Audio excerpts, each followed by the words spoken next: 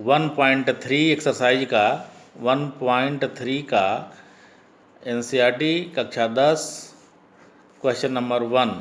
Question है सिद्ध कीजिए कि कर्ण में 5 एक अपरिमेय संख्या है।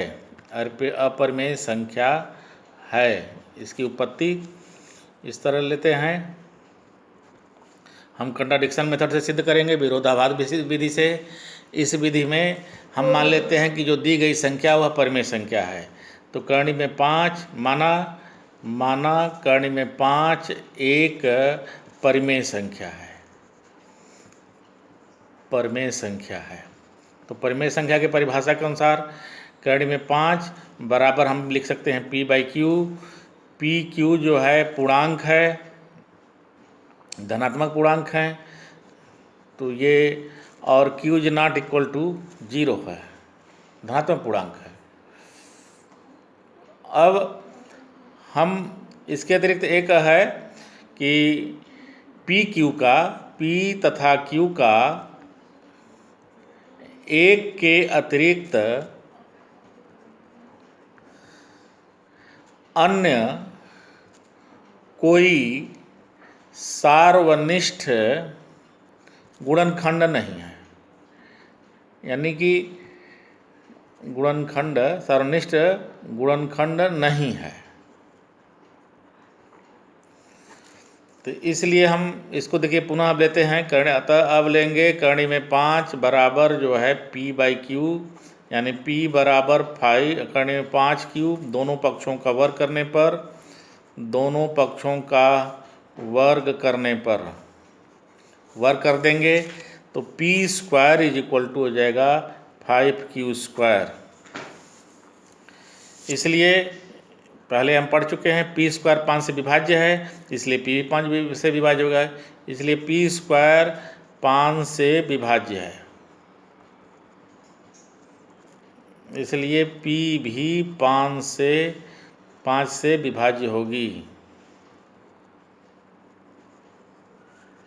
समीकरण नंबर 1 पुनः हम लेते हैं p का माना, इसलिए p बराबर 5m मान लेते हैं, माना 5 से विभाज्य कोई ले लेते हैं इसका गुणनखंड p का, तो इसमें मान रख देते हैं। तो 5m का होल स्क्वायर बराबर 5q², 25m² बराबर 5q², 5 से 5 कट गया, 5m² यानी q² बराबर 5m²।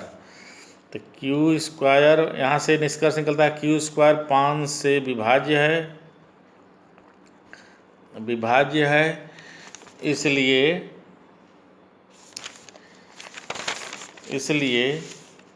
q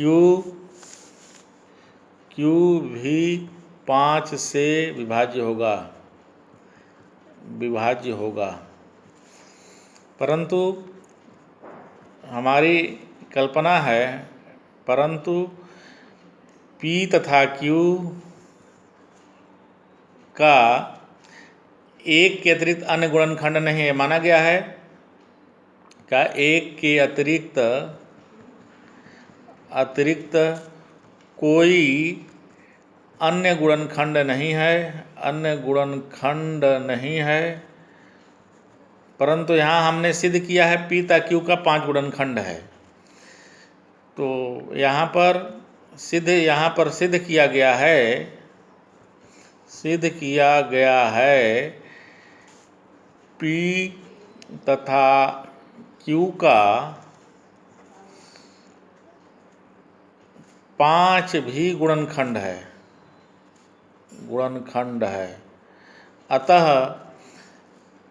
हमारे द्वारा मानी गई, अतः हमारे द्वारा मानी गई परिकल्पना असत्य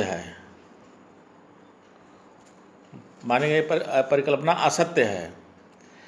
इसलिए कर्ण में 5 एक अपरिमेय संख्या